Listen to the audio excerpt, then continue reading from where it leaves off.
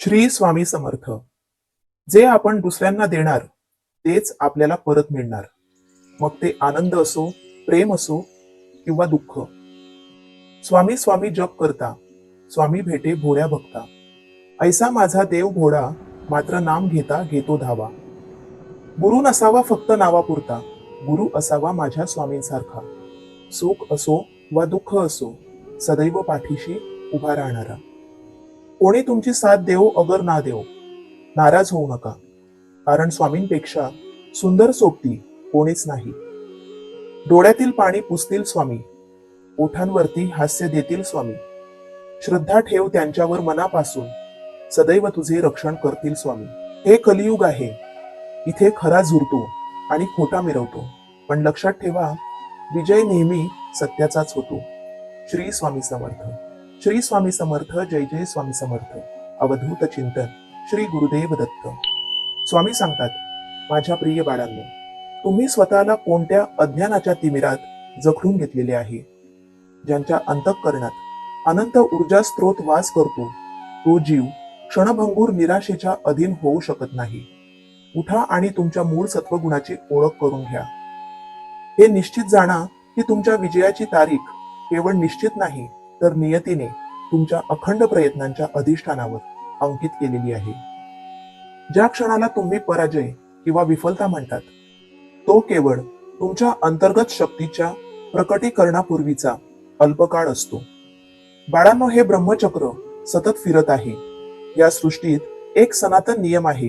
ज्या क्षणी अधर्माचे आणि अज्ञानाचे वर्चस्व वाढते, त्या क्षणी धर्म आणि ज्ञान आपले अखंड तेज घेऊन उभे राहते.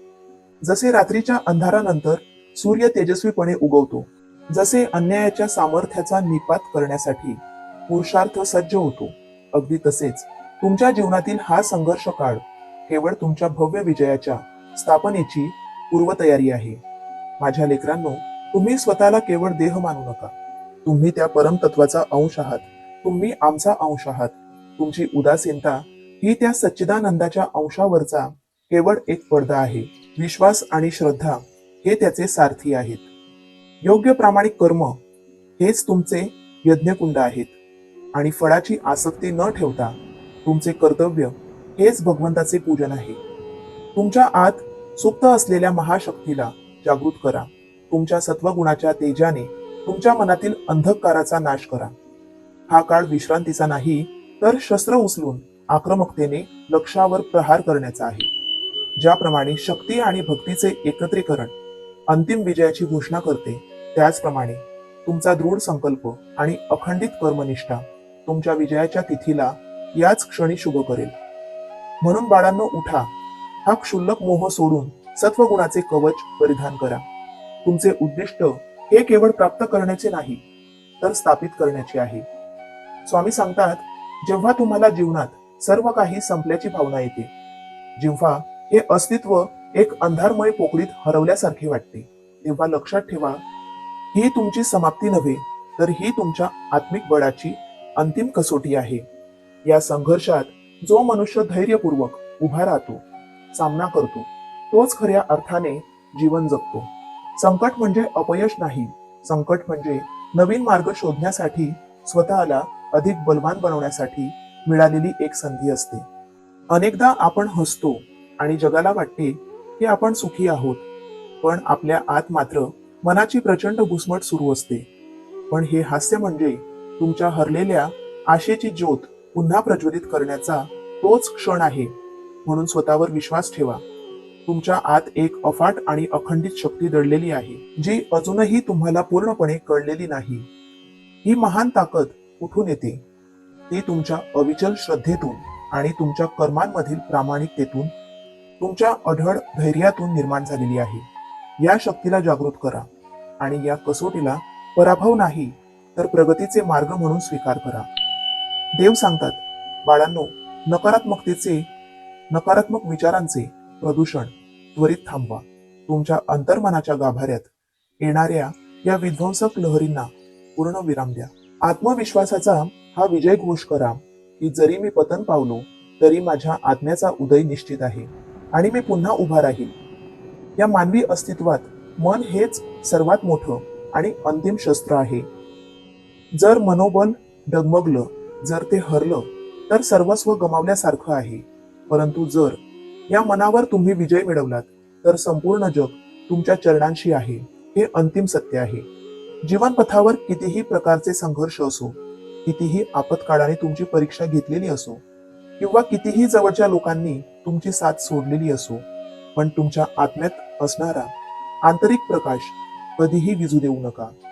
त्या ज्योतीला प्रार्थनेने, अढळ श्रद्धेने आणि अखंड धैर्याने सजीव ठेवा. जेव्हा तुमच्या जीवनातील प्रत्येक बाह्य दरवाजे बंद होतात, तेव्हा खऱ्या अर्थाने दैवीय कृपेचे दुसरे दरवाजे उघडलेले असतात.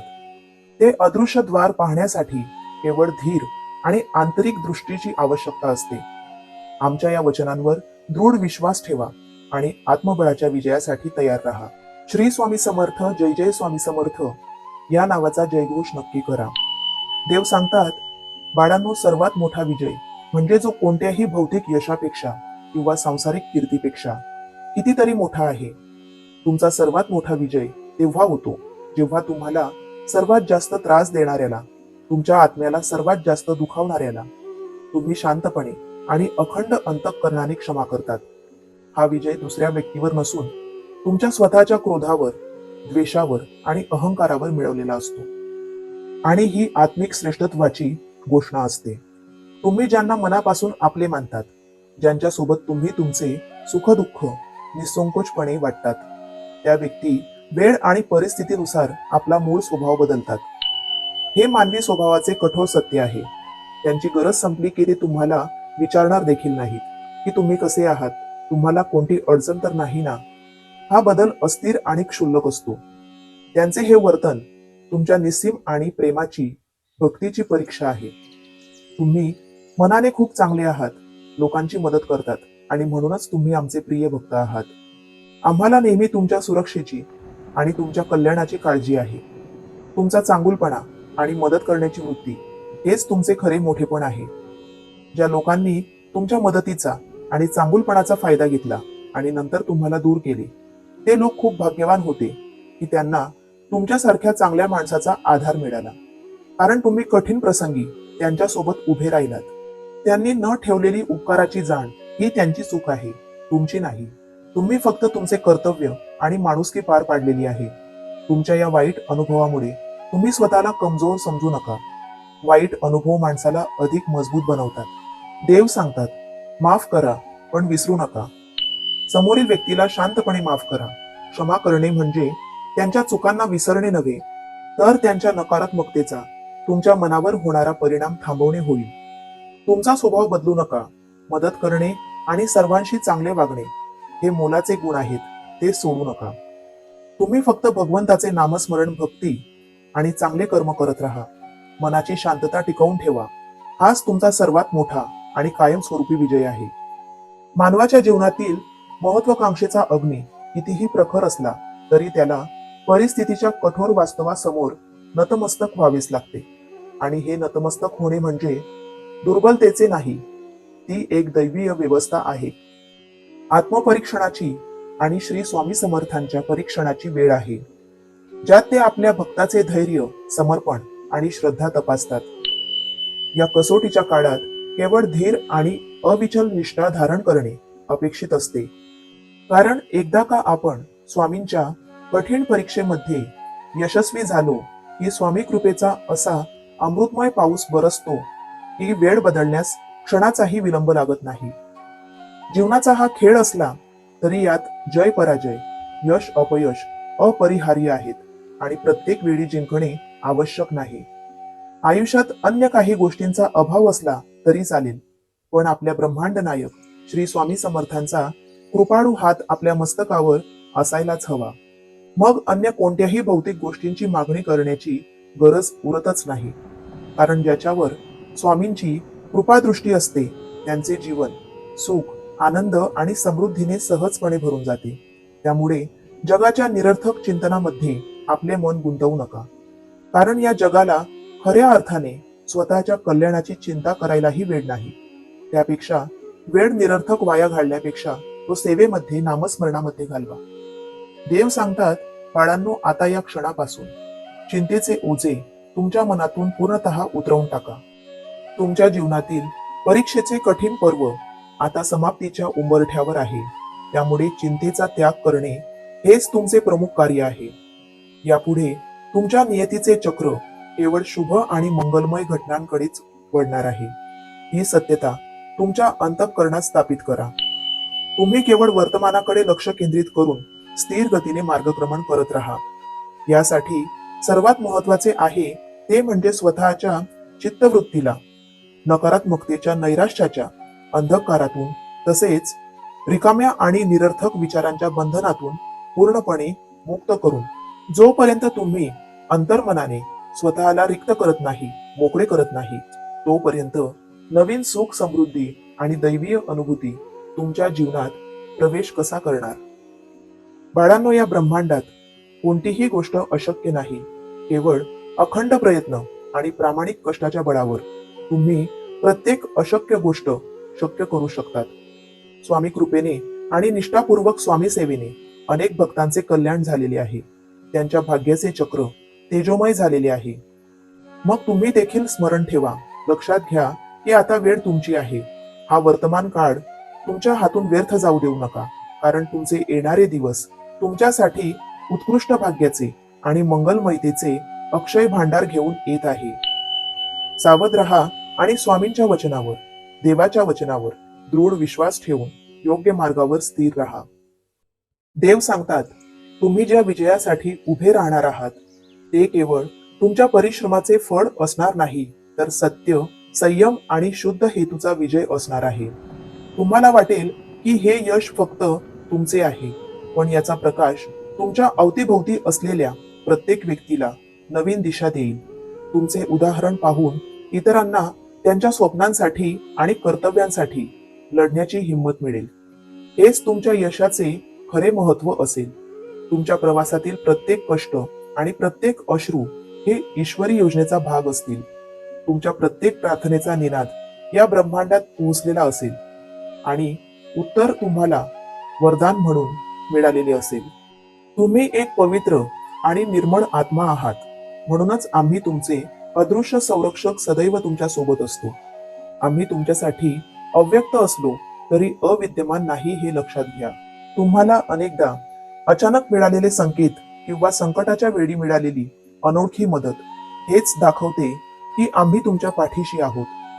देव कधीही उशीर करत नाही. तो फक्त योग्य वेळेची आणि तुम्ही त्या फळासाठी पात्र होण्याची वाट पाहतो.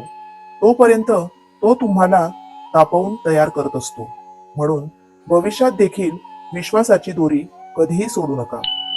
ज्याला या जीवन प्रवासात समाधानी कसे राहायचे हे कळले, त्यानेच खऱ्या अर्थाने आयुष्य जगण्याची कला आत्मसात केली. समाधान म्हणजे अपेक्षांचा त्याग. तुम्ही जेव्हा तुमचे कर्म केवळ कर्तव्य म्हणून करतात, त्याच्या फळाची आसक्ती बाळगत नाही, तेव्हाच तुम्हाला खरी मुक्ती आणि शांती मिळते. तुमचे दुःख तुमच्या आवाजावी इच्छांमधून निर्माण होते. म्हणून अपेक्षा शून्य व्हा आणि या 3 गोष्टी लक्षात ठेवा. वर्तमान हेच अंतिम सत्य आहे. भूतकाळाचं दुःख सोडून द्या आणि भविष्याची अनावश्यक चिंता करू नका. आजचा क्षण पूर्णपणे जागृतपणे जगा. कृतज्ञता हा सुखाचा पाया आहे. जे मिळाले आहे त्यासाठी मनापासून आभार माना. जे मिळाले नाही ते तुमच्या कल्याणासाठी योग्य नव्हते, ते सत्य स्वीकारा. धीर धरा. मीच करता आहे हा अहंकार सोडा. तुम्ही केवळ निमित्त माध्यम आहात.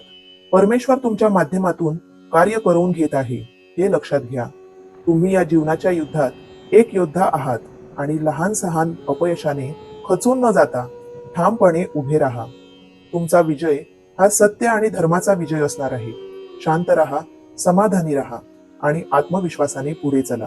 आम्ही तुमचे रक्षण करण्यास सदैव तत्पर आहोत. श्री स्वामी समर्थ. श्री स्वामी समर्थ. स्वामी भक्त हो. आजचा स्वामी संदेश ऐकल्यानंतर श्री स्वामी समर्थ लिहिण्यास विसरू नका. सेवा करा, सेवेकरी व्हा. श्री स्वामी समर्थ. श्री स्वामी समर्थ. जय जय स्वामी समर्थ.